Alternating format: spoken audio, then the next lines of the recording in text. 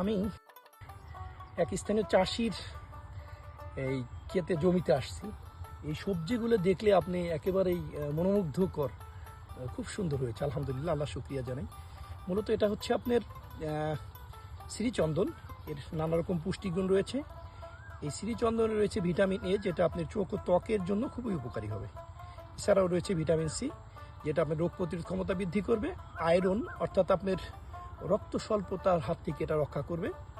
এছাড়াও এই শ্রীচন্দনে রয়েছে অ্যান্টিঅক্সিডেন্ট, যেটা আপনার শরীরের বিষাক্ত পদার্থ বের করে দেয়।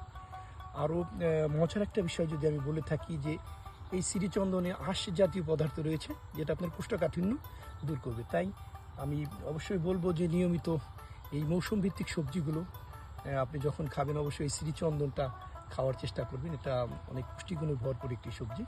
আপনার শরীর সুস্থ রাখার জন্য অবশ্যই এর বিকল্প নেই।